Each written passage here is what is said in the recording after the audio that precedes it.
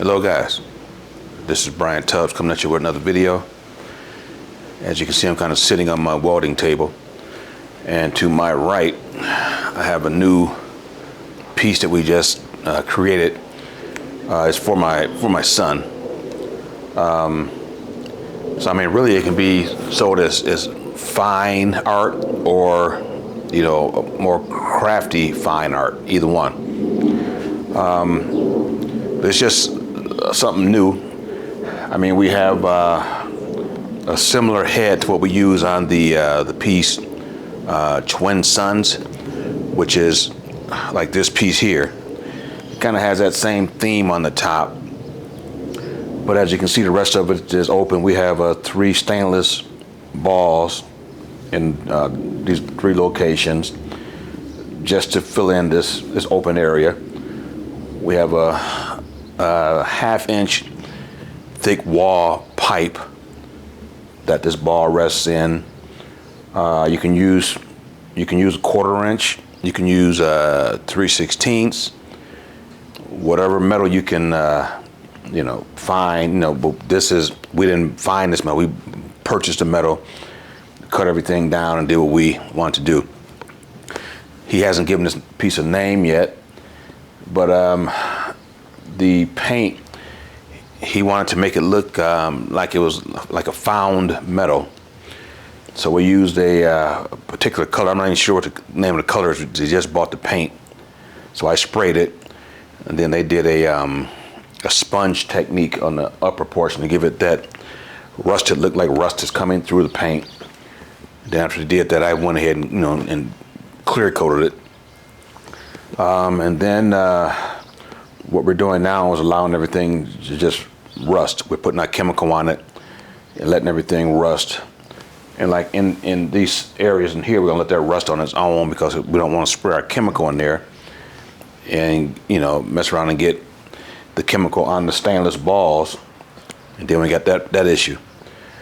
And all the balls have a clear plastic wrap over them, so that when we were painting and doing everything, we weren't getting any paint or anything on the balls. So that it has I think they call it I don't know, cellophane, whatever it's called, but that's wrapping the balls for right now, just to keep the rust and whatever paint and whatever not off of them. Let me turn it to the side.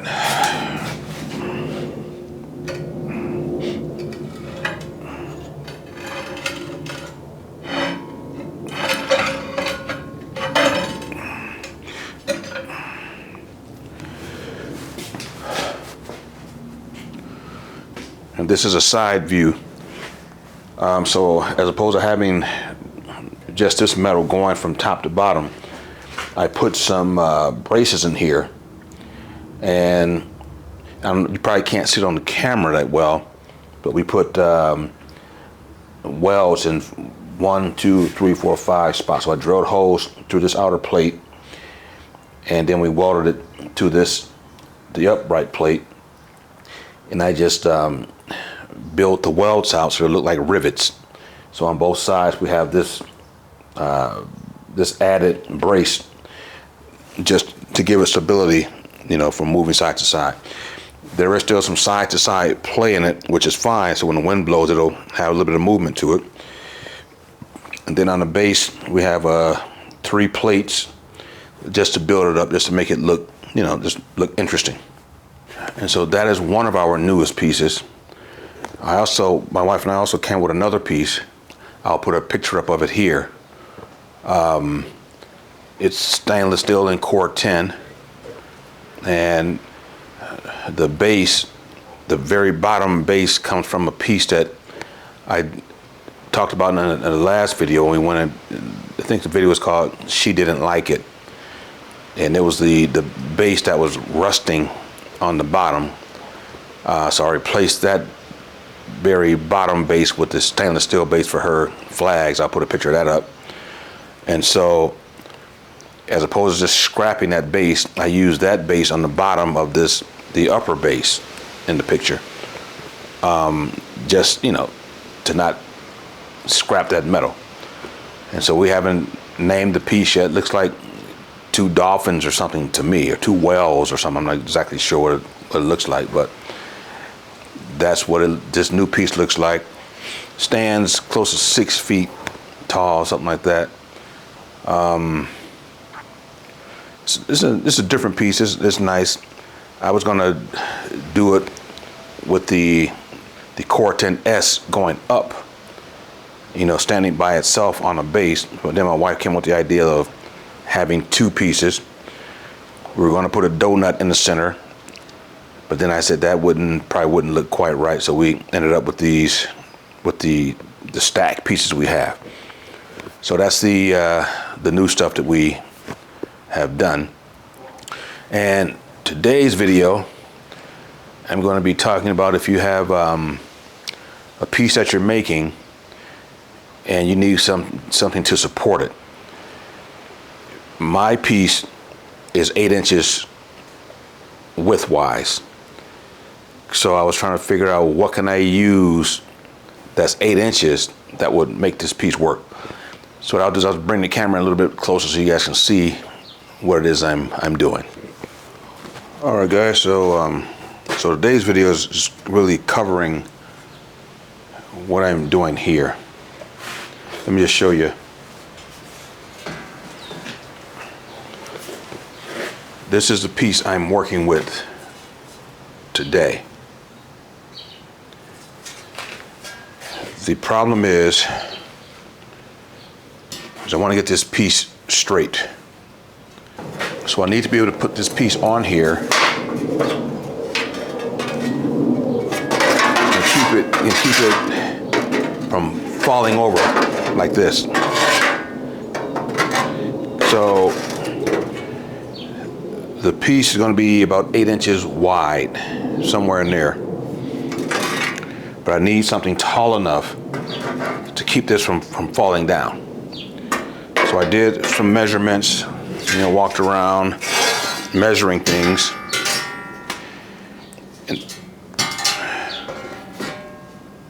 So I walked around measuring things and then remembered that some years ago, and I was making this piece and similar pieces, I used paint cans. Because paint cans, your average standard paint can is about 8 inches from top to bottom. So I just put them in place like this.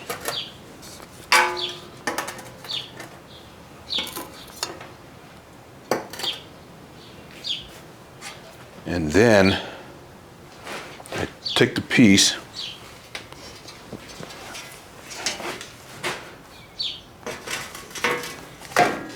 and I set it on top of the paint cans.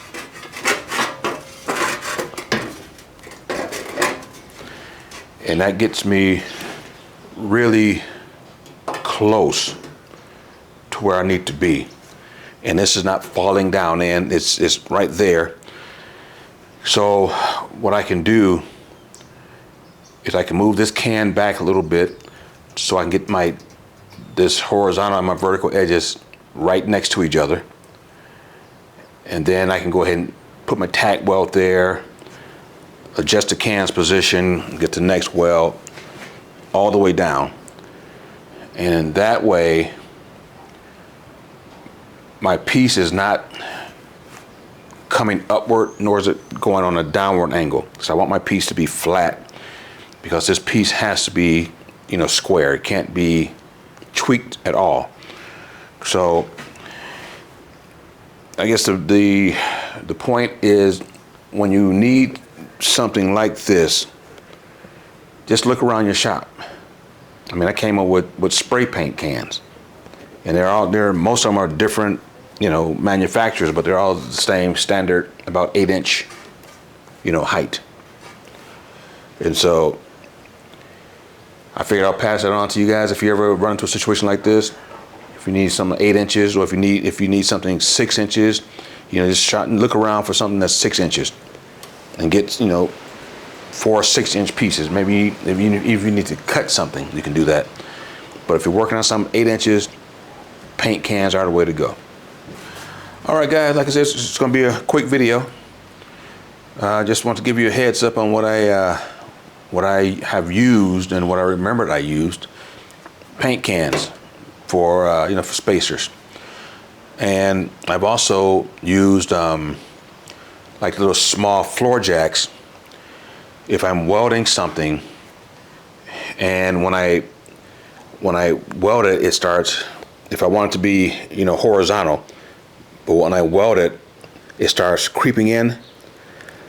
I'll take a floor jack, a small car jack, little small ones, put it in between the pieces here, and I'll start jacking the piece up to spread it. All right, guys, so just as opposed to just talking about it, I got one of my floor jacks. Like I said, it's just a small one, maybe 15, 16 inches long. And if I'm welding a piece, and just say I'm welding it from the inside, just tacking this in here. Sometimes the piece these two walls will want to come together. But you don't want them to come together. You need them to be, I guess, parallel to one another. What I would do is take my floor jack, put it between the two pieces, and I would start jacking it up.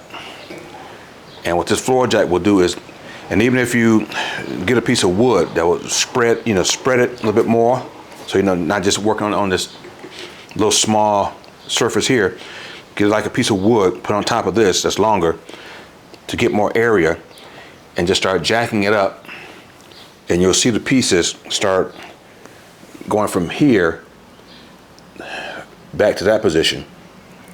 And then maybe you can put some tack welds in a few locations just to keep it up, or get the skin that you're going to put on there and just put that in there and just start tacking it up, doing it like that. I've used this a lot, like on the end of a piece.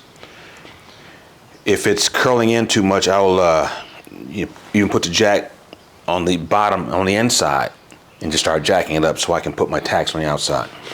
But it's just little things I do, guys, when I run into certain issues. But if you have a floor jack, you can use that. If you don't, you can go like Harbor Freight, pay 30, 40 bucks, whatever it is. They have them on sale sometime, and just get a little cheap floor jack that'll help you with your spacing when you're doing stuff like this. Well, all right, guys. I feel that I've given you a few secrets that you could use, and I hope you see you on the next one. I'm not sure what I'll be doing exactly, but I'll be doing something. But as usual, peace out.